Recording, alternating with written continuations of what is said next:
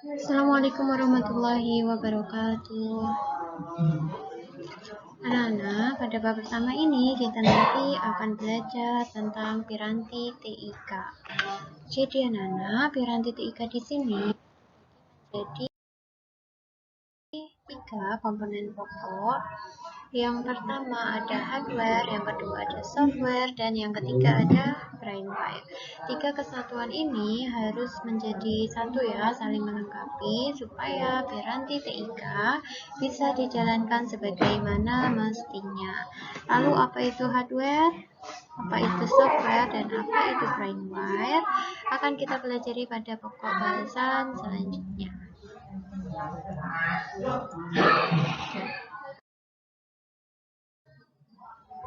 Yang pertama ada hardware. Hardware di sini adalah perangkat keras penyusun komputer. Jadi kalau kalian melihat suatu komputer atau laptop atau HP, nah ini yang bisa kita pegang, kita pindah tempatkan, itu yang disebut dengan hardware komputer. Sampai sini bisa dipahami ya anak-anak. Selanjutnya, untuk hardware komputer sendiri itu dibagi menjadi 5 sebagaimana fungsinya. Jadi fungsi hardware itu berbeda-beda ya. Ada yang bertugas untuk memasukkan data, ada yang bertugas untuk memproses data, ada yang bertugas untuk menyimpan, menampilkan hasil, atau sebagai perangkat tambahan saja atau peripheral device. Apa saja sih input device itu? Seperti yang sudah saya jelaskan sebelumnya ya, input device itu kan berfungsi untuk memasukkan data ke dalam komputer. Bisa berupa data gambar, data teks, data perintah, data suara, dan lain sebagainya. Di sini bisa kalian perhatikan, sudah saya rangkumkan contoh-contoh hardware input device-nya. Yang pertama ada joystick, ini digunakan untuk mengendalikan perintah yang ada di dalam komputer kalian. Selanjutnya ada mouse, ini digunakan untuk menjalankan perintah atau memilih program apa yang ingin dijalankan.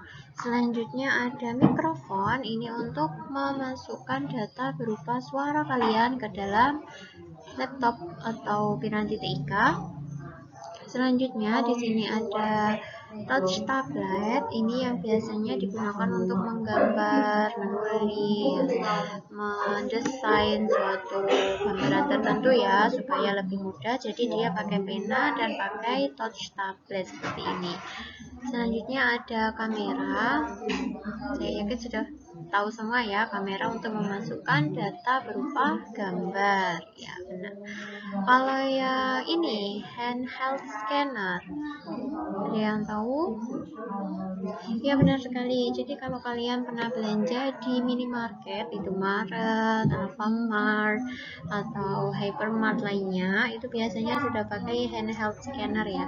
Dia digunakan untuk memasukkan data barcode barang yang kalian beli ke dalam sistem komputer, sehingga sistem komputer nanti akan menampilkan harga dari barang yang kalian beli. Gitu. Jadi ini juga termasuk input device. Selanjutnya keyboard, benar untuk mengetik ya. Kalau yang health scanner ini untuk memasukkan data berupa dokumen cetak menjadi dokumen file. Contohnya kalian lulus SD atau MI nanti kan pasti dapat ijazah ya. Ijazahnya kan berupa kertas. Kalau mau kalian jadikan file supaya bisa disimpan, itu bisa dimasukkan ke scanner. Jadi nanti dokumen kertas kalian bisa berubah menjadi PDF. Sampai sini saya rasa masih mudah untuk dipahami. Mungkin apabila masih ada yang ingin ditanyakan atau kurang jelas, nanti bisa menghubungi Bu Andri ya via WA. Saya lanjutkan selanjutnya ada proses device. Proses device ini komponen yang ada di dalam komputer atau laptop kalian, digunakan untuk memproses data kemudian mengirim ke perangkat output setelah selesai diproses.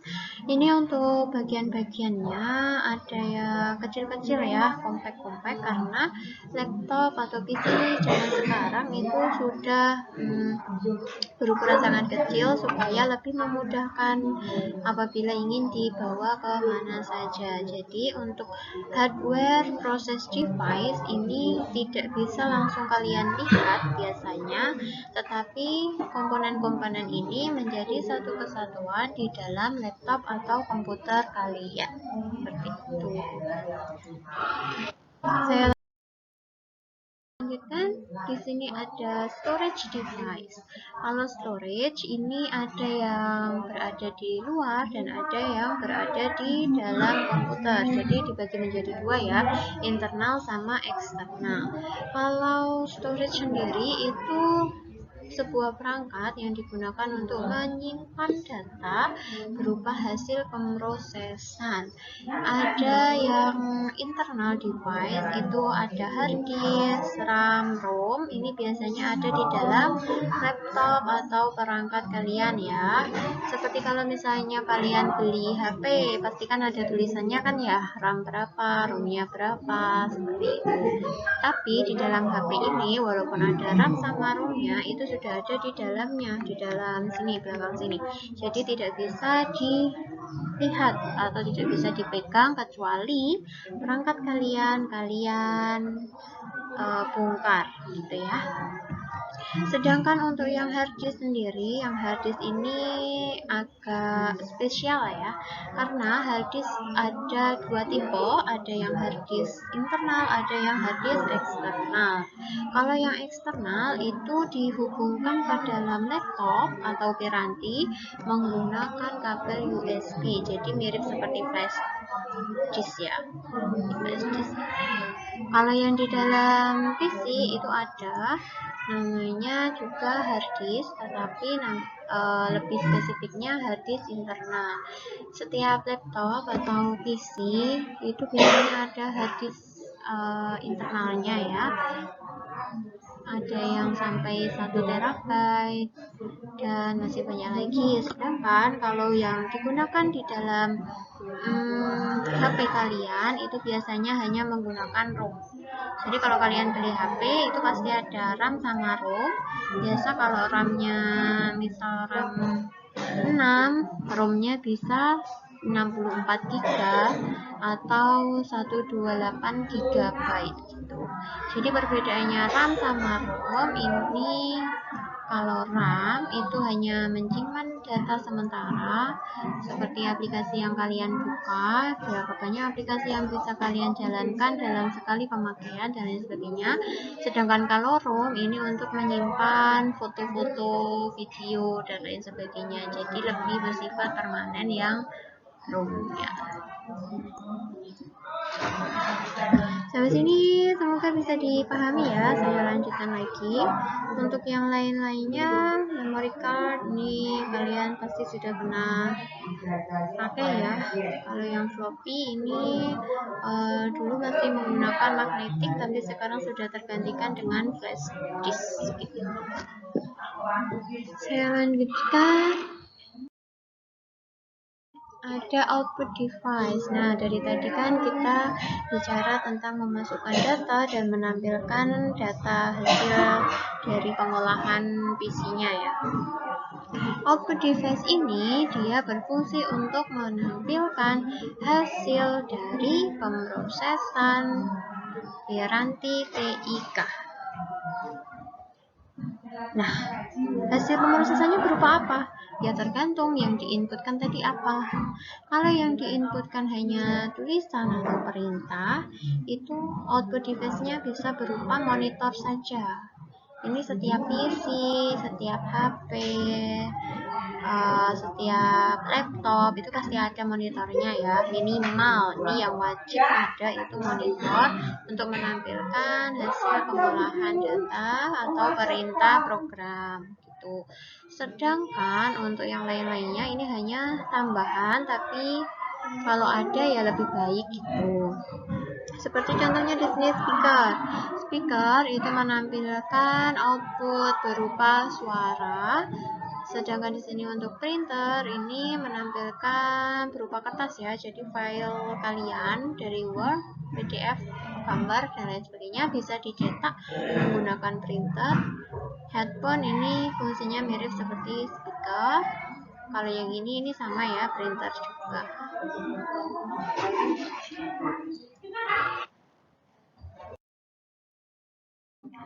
Nah, untuk yang terakhir di hard drive, di sini ada peripheral device. Di hardware ya, di sini ada peripheral device.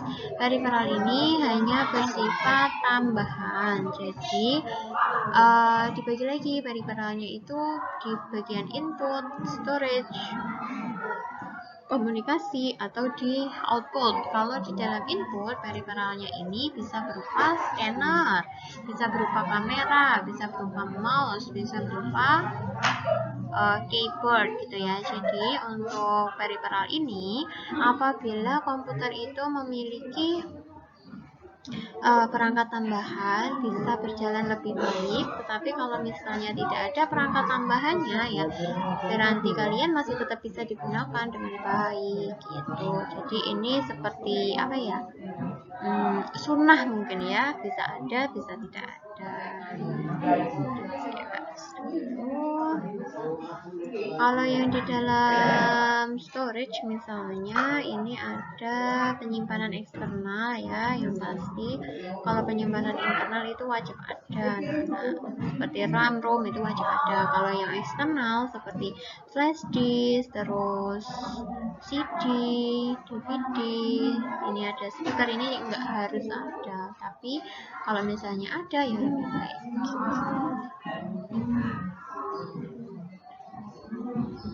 Nah, untuk perangkat peripheral device ini itu biasanya kan di luar komputer atau di luar PC kalian, tidak menjadi satu kesatuan di dalam perangkat kalian ya. Jadi ada yang dikoneksikan menggunakan kabel USB, ada yang hanya menggunakan wireless. Wireless ini tanpa kabel.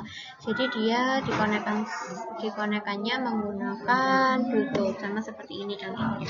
Ini saya menggunakan mouse tambahan. Mouse saya di sini wireless ya, jadi tanpa kabel. Saya hanya memasukkan ini adaptornya ke dalam PC atau laptop, lalu mouse wireless bisa digunakan. Selanjutnya kita masuk ke software, anak-anak. Software adalah istilah khusus untuk data yang diformat dan disimpan secara digital, termasuk program komputer, berbagai dokumen, berbagai informasi yang bisa dibaca dan ditulis oleh komputer. Jadi beda dengan hardware tadi. Kalau hardware kan berupa bentuk fisik yang bisa dipegang ya, bisa dipindah tempat gitu. Kalau software ini dia tidak bisa dipegang, tetapi bisa dijalankan dengan menggunakan perangkat keras. Contoh, ada software aplikasi Microsoft Office, Word, PowerPoint, Google Chrome gitu ya. Kalau di HP kalian itu pasti ada aplikasi WhatsApp, ada aplikasi Google juga, ada aplikasi Mobile Legends mungkin yang suka ngegame dan lain-lainnya ya. Itu namanya software gitu. Jadi software ini dia tidak bisa dipegang, tidak bisa dipindah tempatkan, tetapi bisa dijalankan dengan bantuan hardware. Makanya di awal tadi saya bilang 3 kesatuan penyusun piranti TIK itu harus ada semua ya. Harus ada hardware, harus ada software, harus ada brainware. Kalau brainware itu penggunanya, jadi Kalau misalnya ada piranti, ada perangkat kerasnya, terus ada softwarenya, tetapi tidak ada yang menggunakan, ya nanti sama saja hasilnya. Nanti TIK itu tidak bisa berjalan sebagaimana mestinya. Kita lanjutkan lagi anak-anak. Kalau hardware tadi kan dibagi menjadi 5 ya, dibagi menjadi 5 sesuai sama fungsi-fungsinya. Sedangkan kalau yang software ini dibagi menjadi 3. Jadi software itu dibagi menjadi 3. Yang pertama ada sistem operasinya, yang kedua ada bahasa pemrogramannya, dan yang ketiga ada program aplikasinya.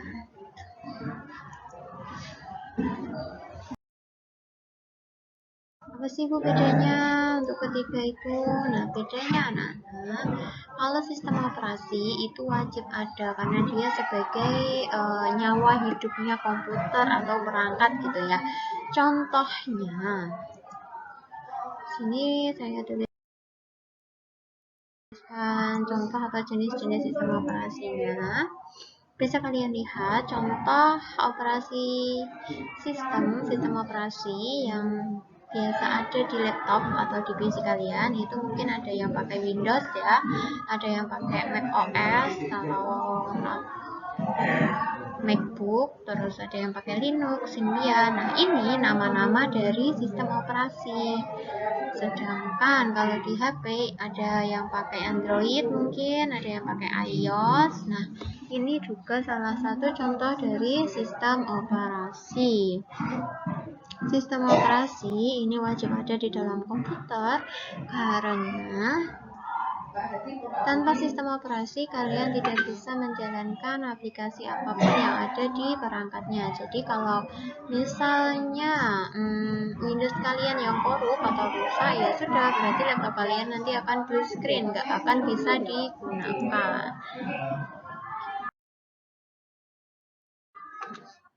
Ya, ini ada bahasa pemrograman. Bahasa pemrograman ini digunakan untuk membuat aplikasi. Jadi apabila nanti kalian ingin melanjutkan sekolah menengah atas, itu kalian misalnya berminat menjadi programmer gitu ya, nanti kalian akan belajar bahasa pemrograman ini. Bahasa pemrograman ada macam-macam ya, intinya dengan bahasa pemrograman ini, program yang kalian tulis nanti bisa dibaca oleh laptop atau komputer kalian sehingga bisa dipakai aplikasinya.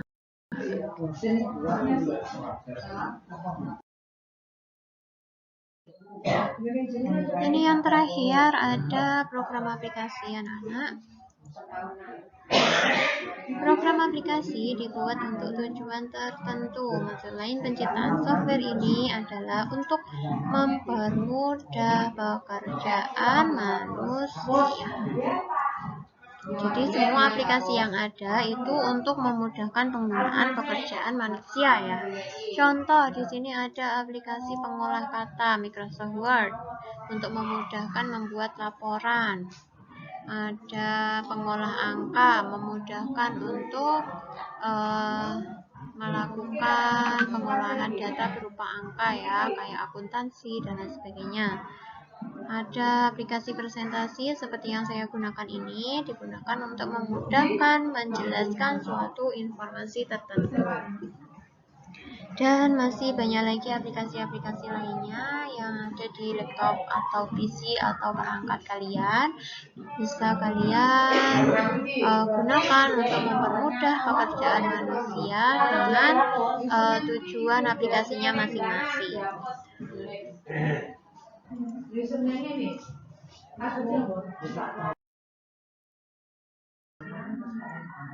Yang terakhir yaitu brainware.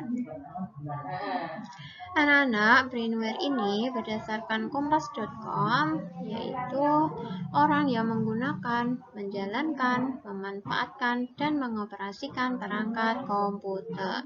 Sedangkan menurut Tri Rahmadi dalam buku Pengantar Teknologi Informasi tahun 2020, brainware juga bisa diartikan sebagai manusia yang mengoperasikan, menggunakan, serta mengatur sistem dalam perangkat komputer. Jadi bisa kita ambil kesimpulan ya anak-anak, untuk brainware sendiri itu adalah kita yang menggunakan dan mengoperasikan sebuah perangkat komputer. Jadi brainware ini bukan hanya programmer atau bukan hanya hacker gitu yang bisa membaca bahasa pemrograman, bukan, tetapi kita sebagai manusia biasa yang bisa menggunakan atau mengoperasikan komputer itu bisa disebut dengan istilah brainware.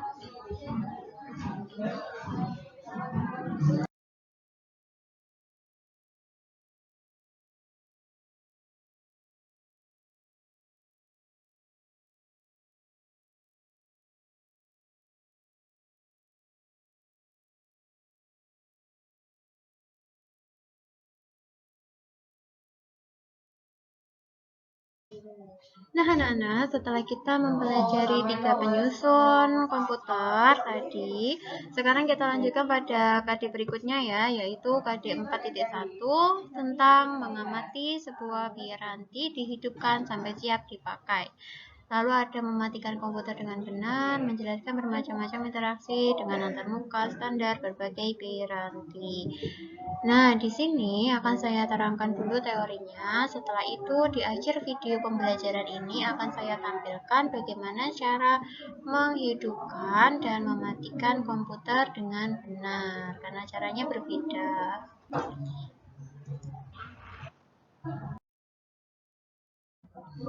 Nah, ini untuk cara mengaktifkan komputer. Kalau untuk mengaktifkan itu gampang ya, tinggal dipencet tombolnya.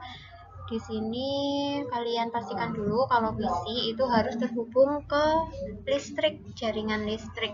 Setelah itu nanti di tombol CPU ada tombol powernya, bisa langsung kalian tekan. Setelah itu di tombol monitor juga ada tombol powernya, nanti bisa langsung ditekan. Setelah itu ditunggu sampai proses booting selesai dan komputer siap digunakan.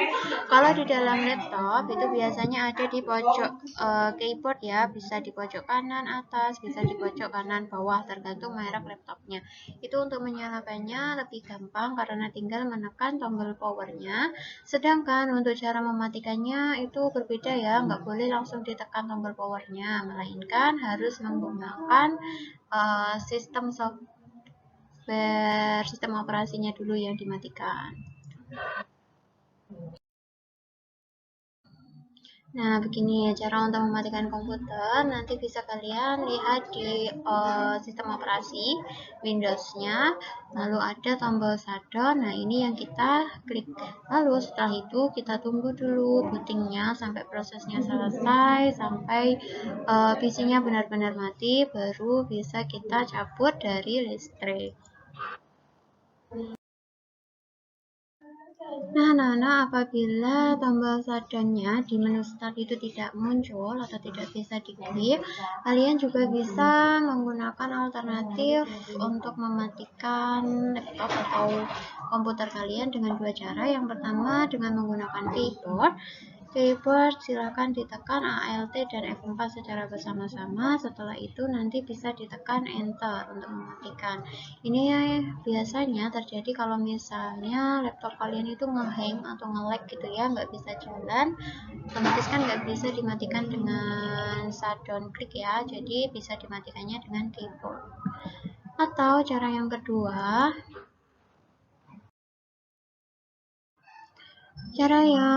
bisa kalian gunakan aplikasi CMD atau Command Prompt, bisa kalian ketikkan di menu pencarian.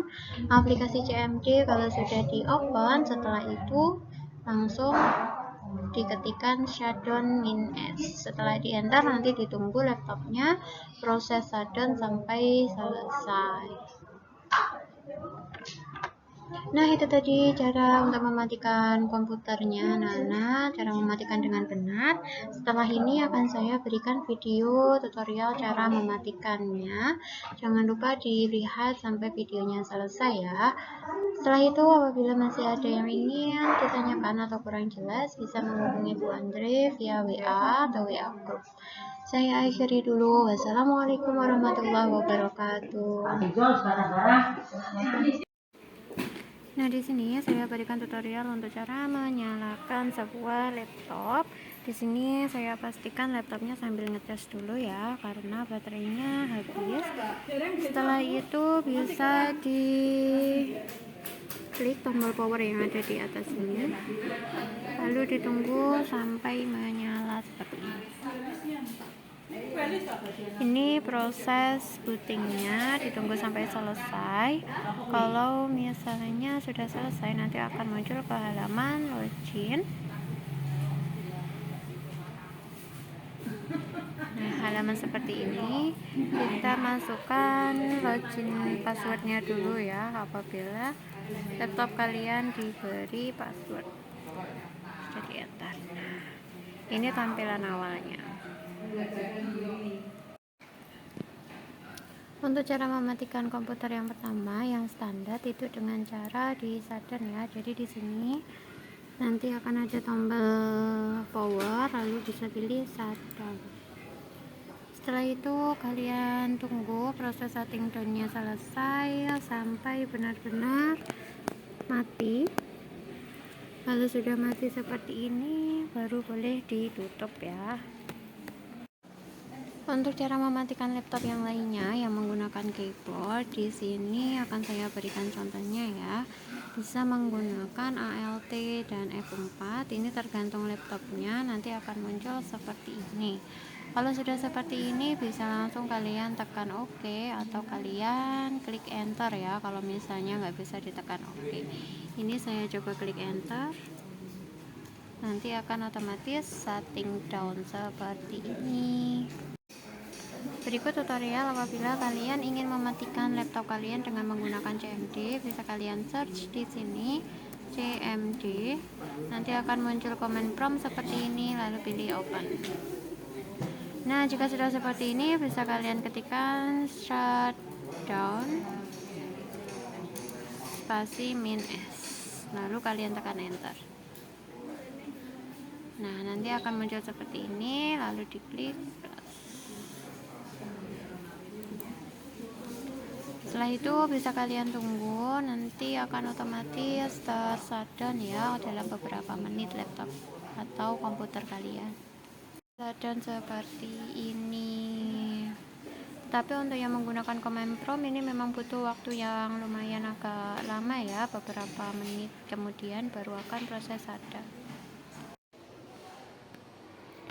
Nah, di sini saya akan membuat video tutorial cara menyalakan PC atau komputer ya. Jadi di sini saya ada personal komputer. Personal komputernya ini sudah yang model terbaru, sehingga CPU dan monitornya sudah menjadi satu. Tetapi tetap harus terkoneksikan dengan listrik ya. Nah, ini untuk CPU-nya. Dan ini untuk monitornya sudah menjadi satu kesatuan, sehingga untuk menyalakan PC ini kita hanya membutuhkan satu tombol power ada di bagian bawah sini.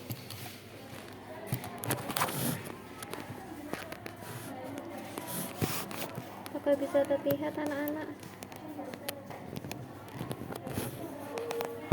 Di bagian bawah sini ada tombol powernya, tinggal kita klik untuk menyalakan. Di sini ada indikator lampunya kalau di sini sudah menyala, lalu kita tunggu proses bootingnya sampai selesai. Setelah itu PC siap digunakan. Kita tunggu sebentar ya.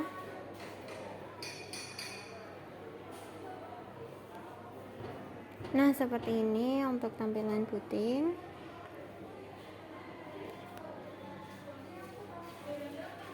Untuk yang laptop tadi saya menggunakan password, sedangkan untuk yang PC di sini tidak ada passwordnya, sehingga setelah masuk ke proses booting, loading untuk user seperti ini.